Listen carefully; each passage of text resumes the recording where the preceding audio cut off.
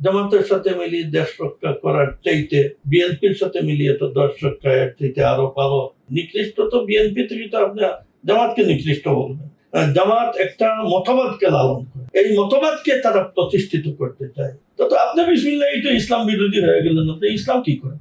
আকিদার ইখতিলাফে রাজনীতি কি করতে চান? কারণে ইসলাম সংরক্ষণের জন্য জরুরি হইল বিশুদ্ধ আকিদাওয়ালা মানুষের দরকার। এগুলোর তো কোনো শেষ কথা নেই।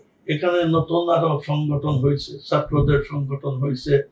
ইলেকশন পর্যন্ত স্বাভাবিক এক দেশের আপনার সাধারণ আর কমন নিয়ম হইল দেশে মেলা রাজনৈতিক পার্টি থাকবে, সবে আপনার ইলেকশনে অংশ নিবে। এটা তো হইল একটা দেশের সৌন্দর্য। আগামী ইলেকশনে গতদিনে যেভাবে গেছে, আগামী ইলেকশনেও যদি মেরুকরণ হয় তাহলে ওই টাইমে আমরা চিন্তা ভাবনা করব কোন মেরু আমাদের জন্য তুলনামূলক ভালো। ইসলামপন্থী দল হিসেবে যেহেতু জমিয়ত ইসলামের জন্যই কাজ করে, আবার ইসলামপন্থী দল হিসেবে আমাদের বাংলাদেশে আরো যারা পরিচিত তাদের মধ্যে অন্যতম জামাতে ইসলামী এবং ইসলামী আন্দোলন বাংলাদেশ। তো এই যে মেরুকরণে যে স্বার্থের কথা বললেন, এই স্বার্থের বিবেচনাতে ভবিষ্যতে তাদের সাথে জোটের কোন সম্ভাবনা আছে কিনা?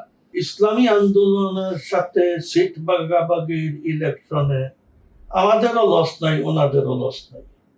আর ওনাদের সাথে আমাদের আকীদাগত কোনো বিরোধ নেই।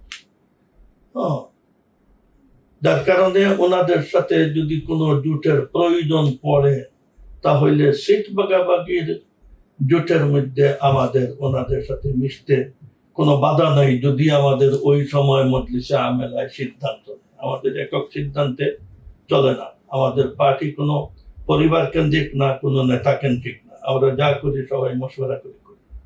সবাই যদি করেন তাহলে আমি দেখতেছি যে এইভাবে সিট ভাগাভাগিতে কোনো জোট করলে আমাদের কোনো লস নাই। আপনি জামাতের সাথে একমত হয়ে কি করতে চান? যদি বলেন দেশ রক্ষা করবেন তাহলে জামাতের সাথে মিলিয়ে দেশ রক্ষা করার চাইতে আপনার বিএনপির সাথে মিলিয়ে তো দেশ রক্ষার চাইতে আরো ভালো আপনার আশাবাণী। দেশ রক্ষার জন্য যদি হিন্দু কোনো টিমও থাকে, অমুসলিম কোনো টিমও থাকে, আর বাংলাদেশের সার্বভৌমত্বকে রক্ষা করতে চায়, তাকেও আপনি নিতে পারবেন, কোনো আপত্তি নেই। যদি বলেন ইসলাম করব তাহলে এখানে তো জামাতে ইসলামের কোনো প্রশ্নই আসে না। আপনি বিসমিল্লাহ ইসলামকে আপনার কলুষিত করে আপনার আকিদার ইখতিলাফে রাজনীতি কি করতে চান? আকিদা হলো স্তম্ভ, এটাই যদি আপনার খতম করে দিলেন তা সাথ দিবেন কিসের উপর? যার কারণে ইসলাম সংরক্ষণের জন্য জরুরি হইল বিশুদ্ধ আকিদাওয়ালা মানুষের দরকার।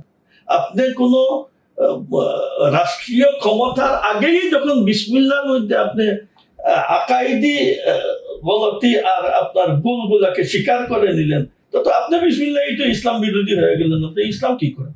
সেম ব্যাপারটা, এর থেকেও নিকৃষ্ট ব্যাপার তো বিএনপির মধ্যে বা আওয়ামী লীগের মধ্যে। আওয়ামী লীগ তো আওয়ামী লীগ, আমাদের সাথে আমাদের তো কোনো ইয়ে নেই।